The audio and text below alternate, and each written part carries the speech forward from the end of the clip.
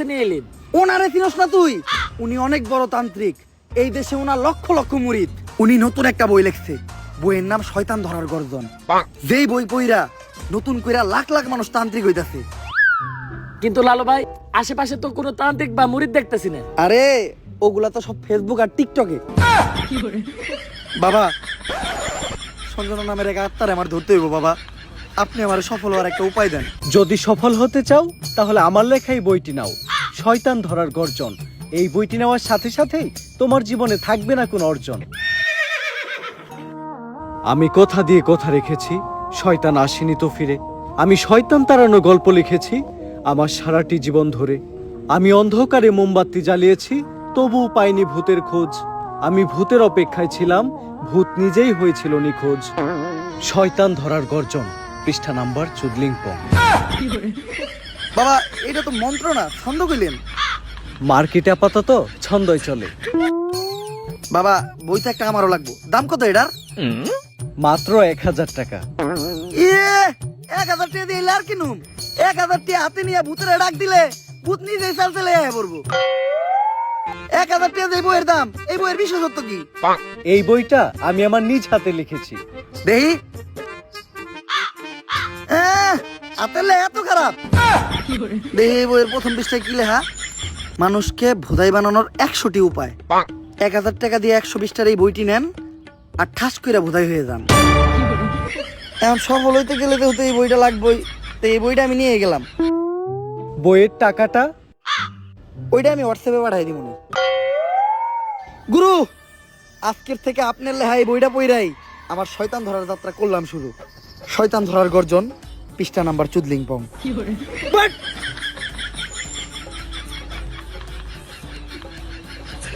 আত্মা ডাকার জন্য প্রথমে ময়দা দিয়া গোল করে একটা দাগ দিতে হইব, তারপর এক জন্ডে দাগের বাইরে বাই করতে হইব, কারণ শুধুমাত্র সেই আত্মাটা দেখতে পাইব।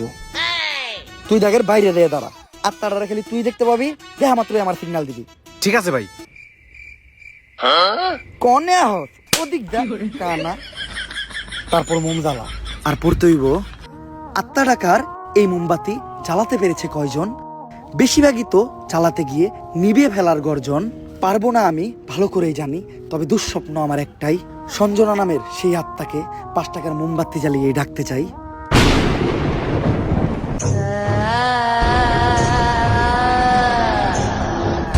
ওই দেখ তো কোন আত্মা টাত্মা আইছে নাকি?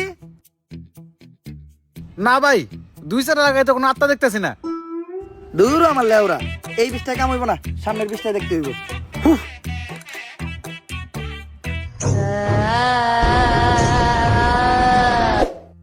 অশুভ আত্মা ডাকতে গেলে একটা লাশ লাগবে, তাও আবার মাথা ছেঁচা। এখন মাথা ছেঁচা লাশ কই পাই? লাশ তো মর্গে পাওয়া যাইবো, কিন্তু একটা লাশের তো অনেক দাম, মিনিমাম 70-80 হাজার টাকা। 70-80 হাজার টাকা তো জিন্দা মানুষেরই দাম নাই, বাদ দে, লাশ লাগবো না। কিন্তু লাশ ছাড়া আবার আত্মা ডাক মুইবা কেমনে?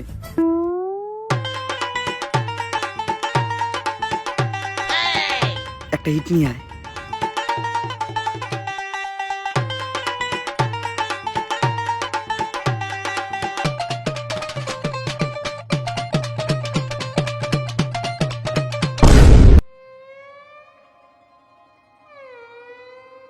কপাল ভালো আমি কানা আসলাম না, নাহলে আপনি আজকে আমার লগে এই কামটা করতেন। আরে না, তোর লগে এই কাম করতাম না, আমার ভিতরে একটা মানবতা আছে না। কেমন মানবতা আছে ওটা তো দেখতে পারলাম। তারপর তোমার ডাইন হাত শক্ত কইরা লাশের মাথার উপর রাখবা, এই কথা চিন্তাও করো না। কি করলেন ভাই এটা?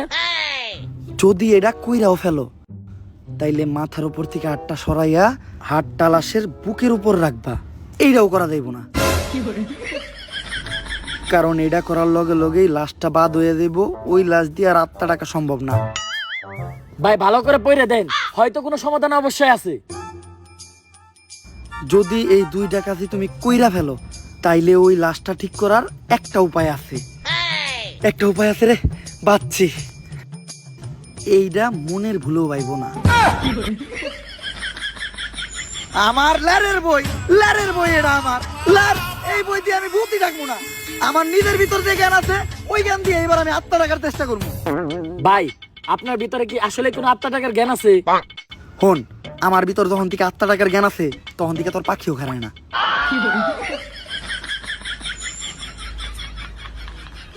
এগুলা কি করতেছেন বাবা? আজকেও 5টা সাংবাদিক খুন হয়েছে, দেশে তো কেউ সাংবাদিকতাই করতে চাইতেছে না। তুই চিন্তা করিস না, আজকের ভিতরেই আমি সঞ্জনারে বন্দি করবো। এর লেগে লাগবো আমার একটা বেলকাটা, 1/2 লিটার কাঁচা দুধ, একটা লেবু, একটা মোমবাতি, আর তো কনস্টেবলের একটা চুল। তোরে যে চুল ডানতে কইছিলাম, চুল ডানছস? হ বাবা, এই যে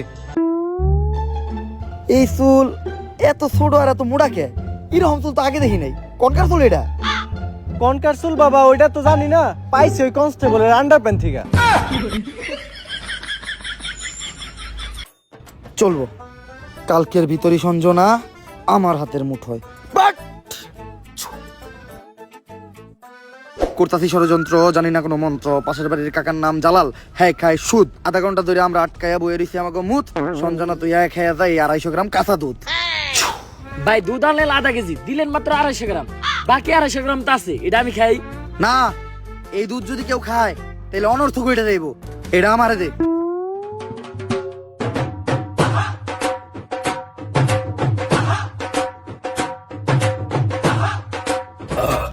ভাই আপনি না কইলেন এই দুধ কেউ খাইলে অনর্থ করে যাইব গা, তাহলে আপনি খেলেন কে? আরে আমি তো খাই নাই, পান করছি। সবকিছুই রেডি আছে, এখন খালি এই কাঁচা দুধের ভিতর তাজা রক্ত দিতে হইব। দে তোর 8টা দে, 8 টাকাইটা কয়েক ফোঁটা রক্ত দুধের ভিতর ফালাই। এ আমি দিমু কে? আপনার ভাল লাগলে আপনি দেন। আরে রক্ত তো আমি দিতাম, কিন্তু আমার রক্তের গ্রুপের লগে সঞ্জয়ের রক্তের গ্রুপ মিলে না। রক্ত লাগবো এ পজিটিভ, আমার রক্তের গ্রুপ হইলো এবি পজিটিভ, এর লেগে তোরই দেওয়া লাগবে। কিন্তু ভাই আমার রক্ত তো এ পজিটিভ না, আমার রক্ত ও পজিটিভ। ও পজিটিভ? আমি তো বুঝলাই গেছিলাম ও পজিটিভ রক্তই তো লাগবো। দে।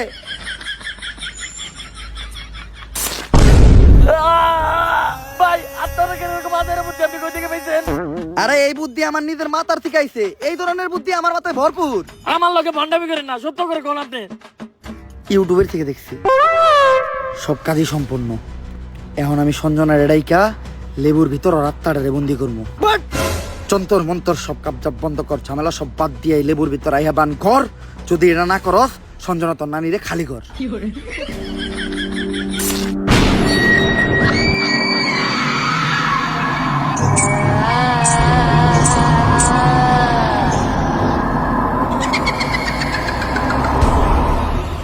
ভাই ভাই বাপ কাছে ভূত।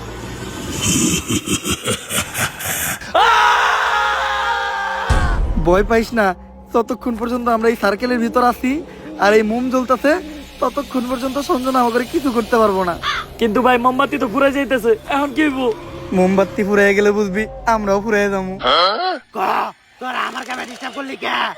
সঞ্জনা তুমি খালি হলুদ সাংবাদিক করে মারতেছো কে? মিডিয়া হলো এদেশে সব থেকে বড় শক্তি, কিন্তু হলুদ সাংবাদিকেরা মিডিয়ার একটা মজা বানায় রাখছে। এদেশে ছোট ছোট বাচ্চারা ধর্ষণ হয়, খুন হয়, এগুলা নিয়ে কোনো নিউজ হয় না। কিন্তু পাকিস্তান থেকে কোন নায়িকা বাংলাদেশে ভাত মারলো, পরিমাণে কি ড্রেস পরলো, কে ভাত বেচলো, কে কেক বেচলো, এগুলা নিয়ে হাজার হাজার নিউজ হয়। আর আমি যখন ধর্ষণ হই, এটা নিয়েও কোনো নিউজ হয় নাই।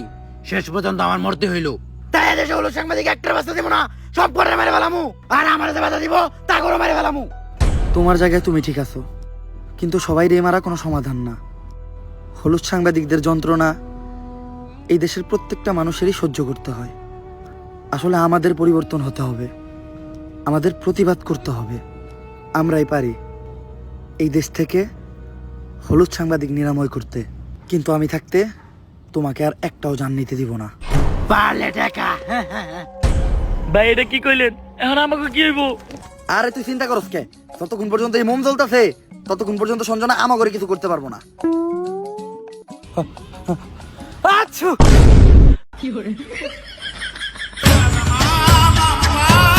ভাই এটা কি করলেন? মামলা নিবিয়ে লাইলেন।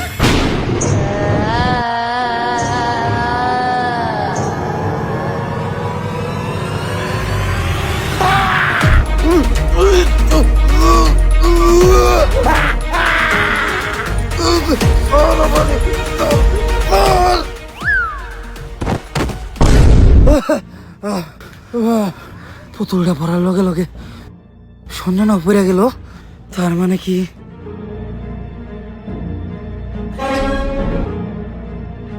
দুম দুম তাক তাক দুম দুম দুম দুম তাক তাক দুম দুম দুম জাফরুইটা নিয়ে আয়। না না না না এটা করিস না। লেবুর ভিতরে ঢুকবি নাকি কইরা দিমু চুদলিং পং? আমি এনে ঢুকতেছি, কিন্তু মনে রাখিস আমি ফিরবো, আমি আবার ফিরবো।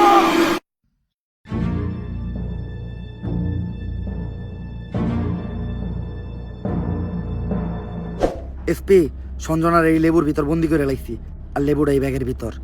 কিন্তু খুব সাবধান, একটা জিনিস লক্ষ্য রাখবা, এই লেবুটা যাতে কেউ না কাটে। একবার যদি এই লেবুটা কেউ কাটে তাহলে সঞ্জনা আবার মুক্ত হয়ে যাইব। ঠিক আছে বাবা, আর আমার উপহারের 10 লাখ টাকা ওইটা অলরেডি আপনার হোয়াটসঅ্যাপে পাঠিয়ে দিছি। হোয়াটসঅ্যাপে? বউ বউ, এই ব্যাগটা খুব সাবধানে রাখবা, কেউ যেন হাত দিতে না পারে। আর যাও, আমার জন্য এক গ্লাস পানি নিয়ে এসো। আরে কতক্ষণ ধরে বসে আছি, পানি আনতে এত সময় লাগে? আরে আমি তো তোমার জন্য লেবুর শরবত বানিয়ে আনলাম। আমার লক্ষ্মী বউ। শরবতটা তো অনেক মজা হয়েছে। লেবুর শরবত যে বানাইলা, ঘরে তো লেবু আসিল না, লেবু পাইলা কই? কেন, লেবু একটা তো তোমার ওই ব্যাগেই আছিল।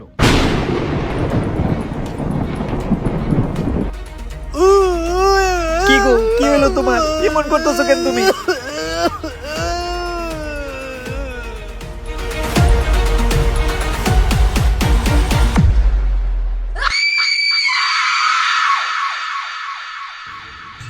ভাই, সঞ্জনার কাহিনী তো শেষ করলেন, এখন আপনি কি করবেন? ভাবতাছি বই লেখমু একটা, পাবলিকরে ভোদাই বানানোর গর্জন। ব্যবসা খারাপ না, পাবলিক ভোদাই হতে চাইলে আমি বানাবো। পাবলিককে ভোদাই বানানোর এই উপায় পুরো দুনিয়াকে জানাবো। পাবলিক ঠিকই আমাকে বিশ্বাস করবে, ভাববে আমি থেকে যাব। কিন্তু না, তাদের পুং মারা শেষ হয়ে গেলে ঠিকই আমি পালাবো। পাবলিককে ভোদাই বানানোর গর্জন, পৃষ্ঠা নাম্বার 14 পং।